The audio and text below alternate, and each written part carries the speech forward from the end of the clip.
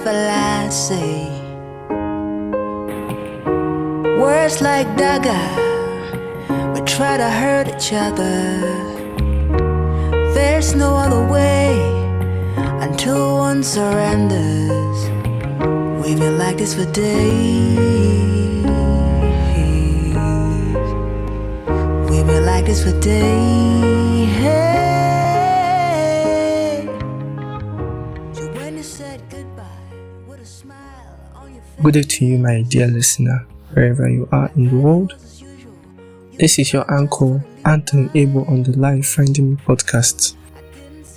Today, on the 4th episode of the 2nd season of the L.I.F.E podcast, the theme is uncomfortable conversations. This episode was inspired by the 4th episode of the 2nd season of the L.I.F.E podcast, where I talked about creating boundaries. So during my talk on creating boundaries, I talked about choosing yourself first and insisting on creating boundaries. Where we talked about the consequences of creating boundaries, that you might lose friends for creating boundaries.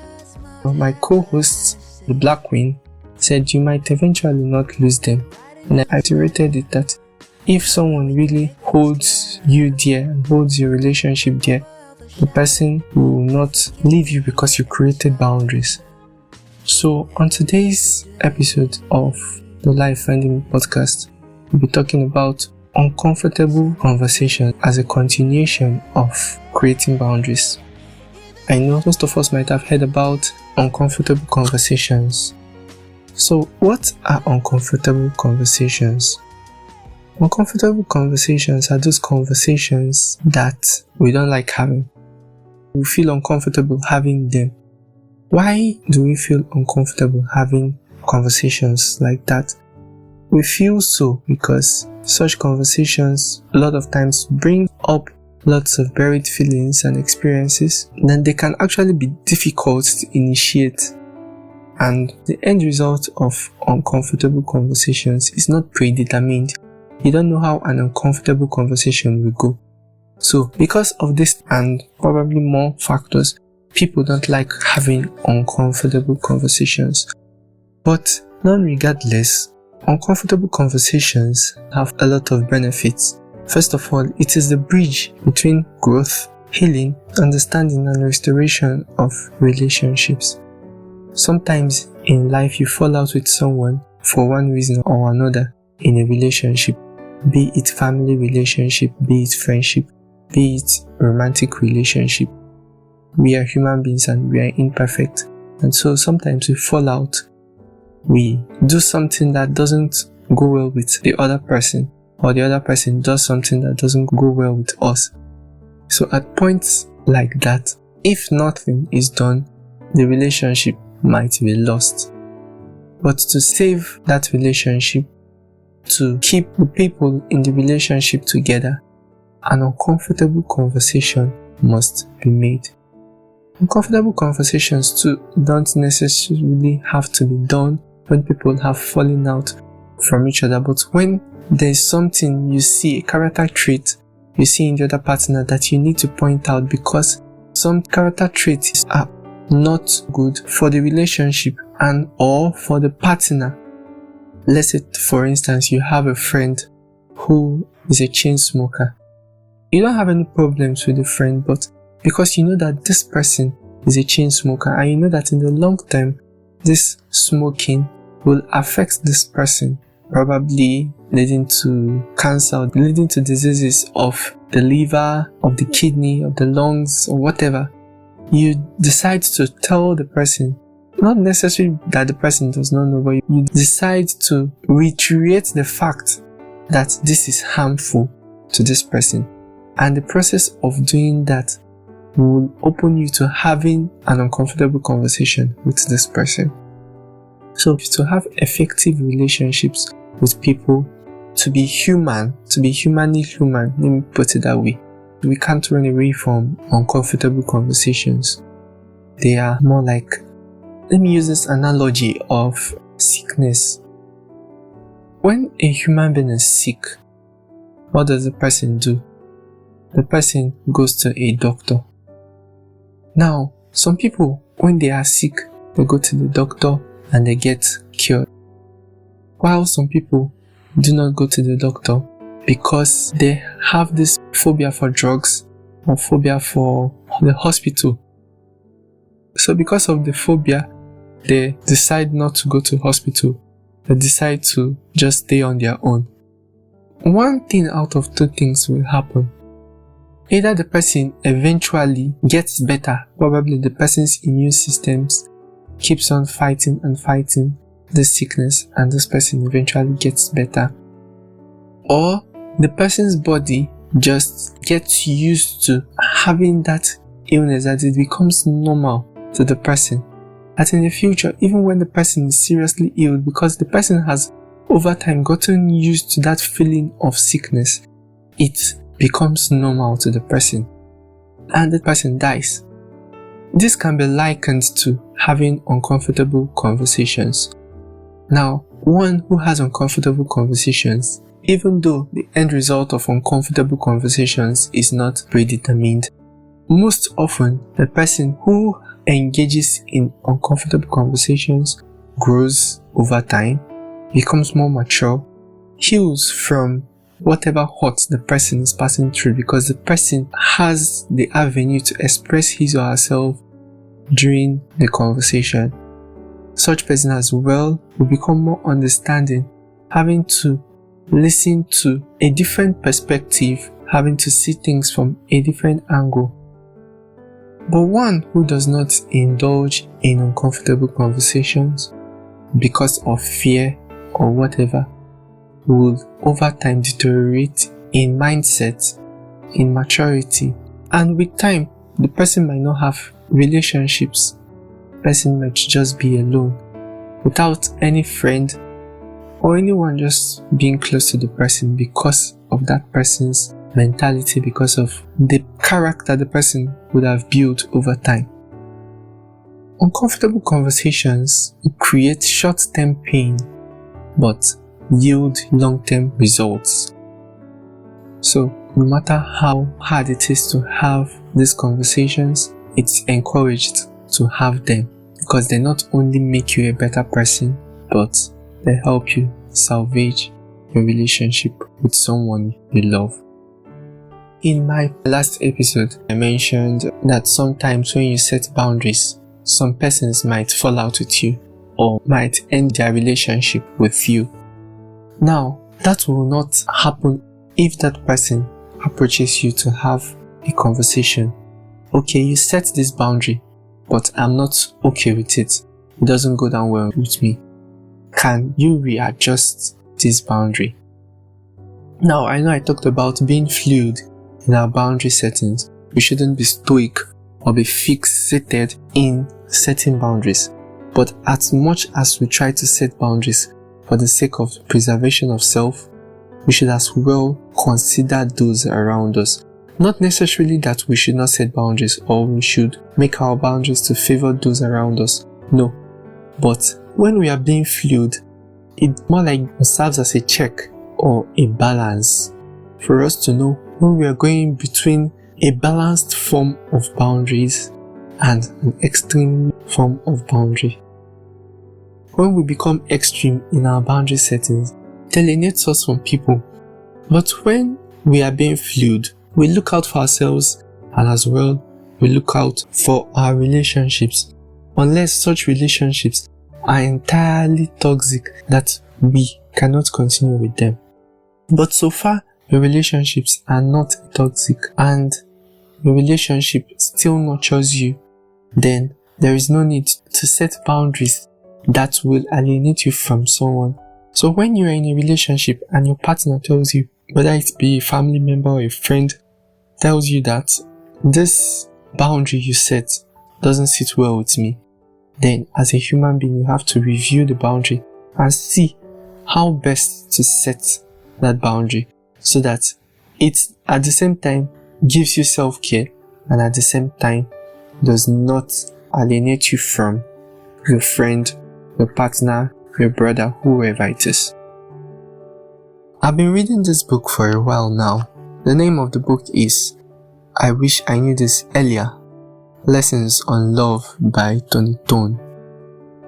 And in this book, I got to learn that oftentimes in relationships, what creates this feeling of unsatisfaction or this feeling of the relationship being one-sided due to one party doing more or bringing more to the table than or offering more to the relationship than the other party might not actually be so, but might just be a resultant of imbalance, lack of knowledge or an understanding of their love languages. Now, understanding the role love languages play in relationship is crucial. The 5 love languages are quality time, acts of service, physical touch, words of affirmation, giving gifts. 2 persons might be in a relationship, and while one party's love language might be physical touch and quality time, the other person's love language might be words of affirmation and giving gifts. So let's say the male partner spends quality time with the female partner and enjoys holding hands with his partner, which is physical touch. And then his partner, who is a female, has words of affirmation, loves to hear good things about herself from the male partner, and loves receiving gifts. Now, because the male partner's love language is quality time and physical touch, if he does not receive love expressed in this format of quality time and physical touch, he might feel unsatisfied with the relationship. Whereas on the side of the female partner, if she does not get words of affirmation and does not get gifts from the other partner, she might feel unsatisfied in the relationship. And so sometimes lack of knowledge and understanding of love languages of partners in a relationship can as well bring about relationships to come to an end, be it family relationship, be it friendship relationship, be it romantic relationship.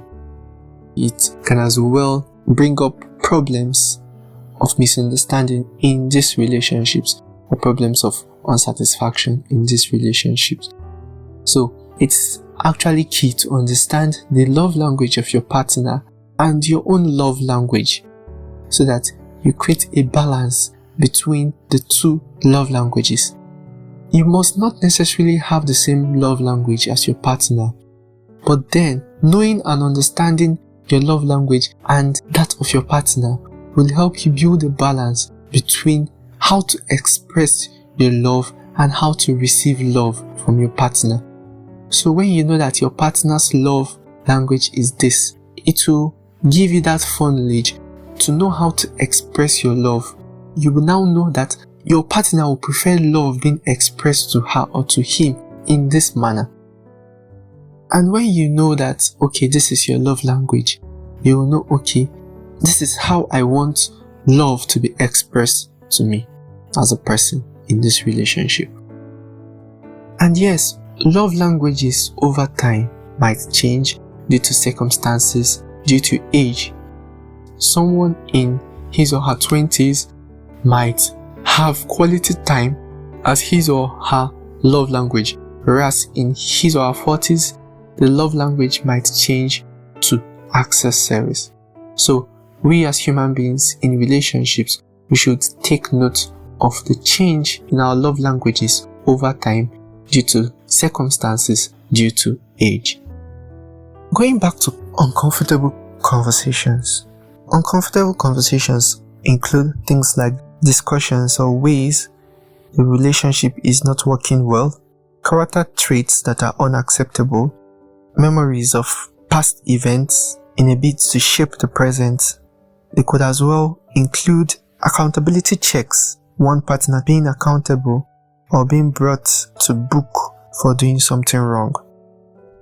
It could as well include sharing insights that could help the other person, as I mentioned earlier.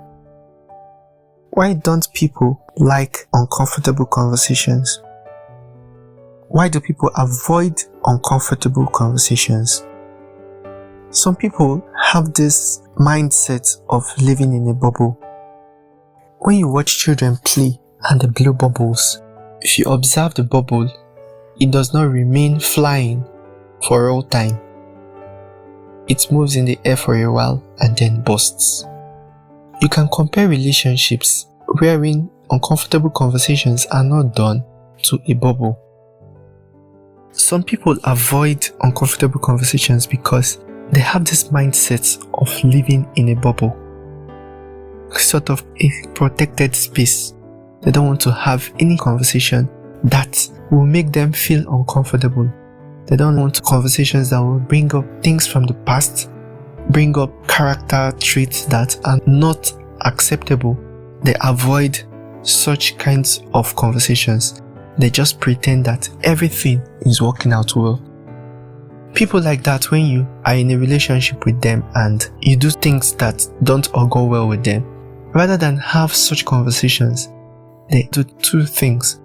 Either they just let it go and pretend that everything is fine, or they let you go questioning what happened to the relationship, because over time, the relationship just ends. And when being confronted, they will tell you nothing happened. The second reason why people avoid uncomfortable conversation is because of the inconvenience of confrontations. Whereas some other people have fear of triggering something much worse. So sometimes, because of the unpredetermined nature of uncomfortable conversations, some persons avoid having these conversations because they don't know how the conversation will end. Now, these reasons why people avoid uncomfortable conversations is all built around pessimism. One who is more optimistic will have that conversation, not necessarily because the person knows that the conversation might come out well, leading to growth, leading to healing, leading to restoration of relationship. Not necessarily because the person knows that the outcome will be good, but because this person is vulnerable, this person is willing to be open. Now, when one has an uncomfortable conversation with his or her partner, friend, family member, whoever it is one has an uncomfortable conversation with, the fact is you do not know how this conversation will end.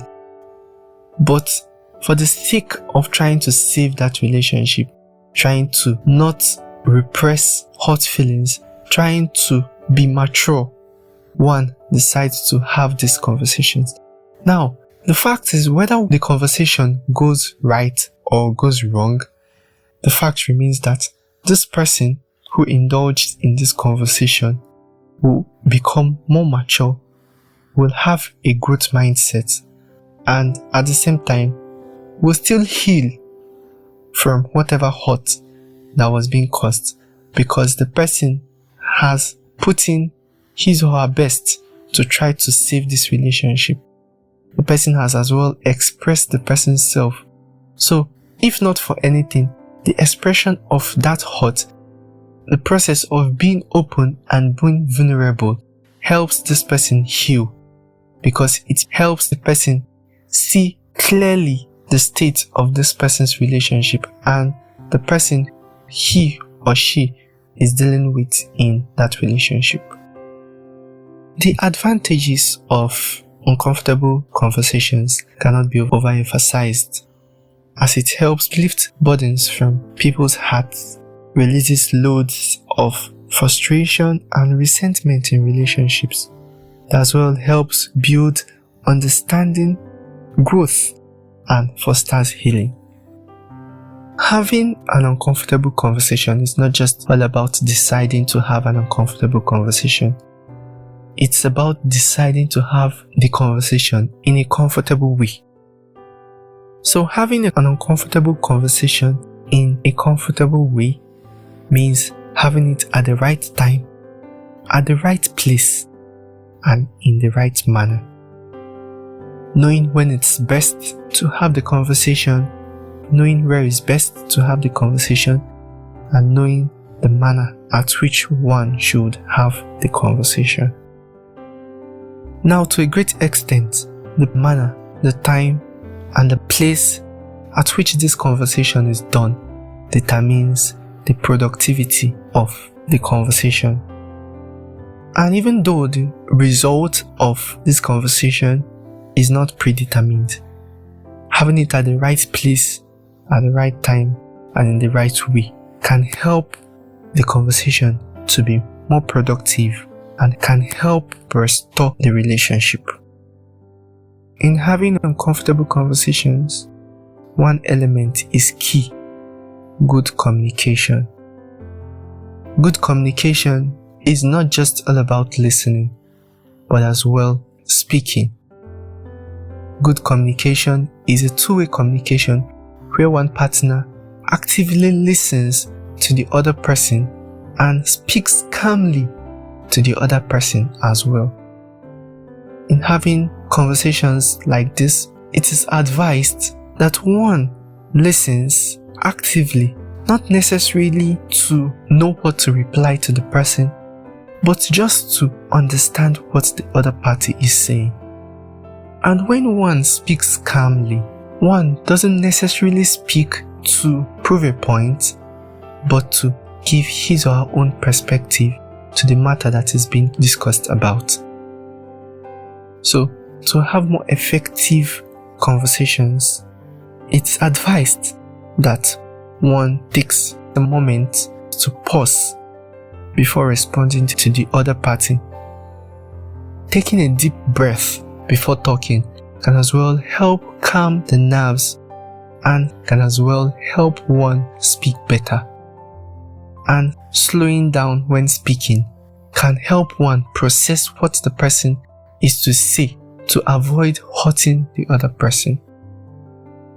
Now, when you're responding to whatever the other party must have said, it's advised that one should allow his or her response to come freely, whilst one focuses on what the other person is saying, not in a bid to confront the person or in a bid to oppose what the other person is saying, but in a bid to understand what the other person is saying.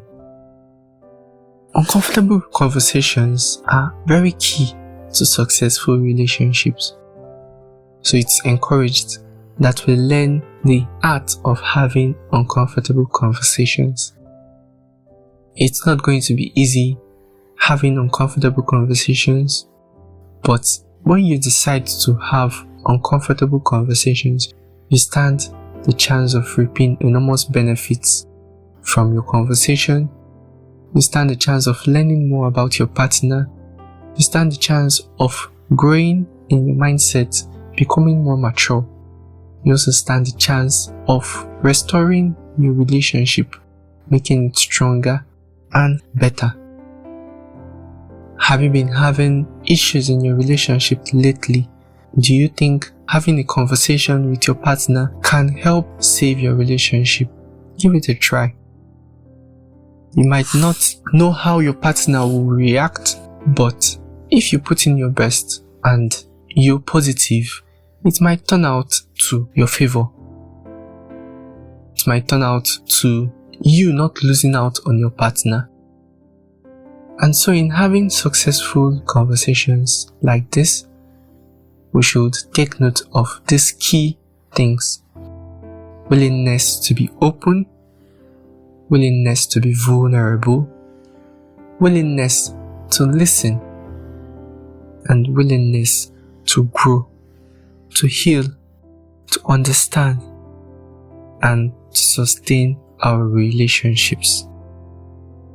With this, I come to the end of the 4th episode of the 2nd season of the L.I.F.E Finding Me podcast. Hope you were enlightened today. The L.I.F.E Finding Me podcast is produced and presented by me, Anthony Abel. The L.I.F.E Finding Me podcast is available on Anchor FM by Spotify, on Spotify, and on Google Podcast. I remain your anchor, Anthony Abel, until I come your way next time. Remain blessed and do have a lovely week ahead.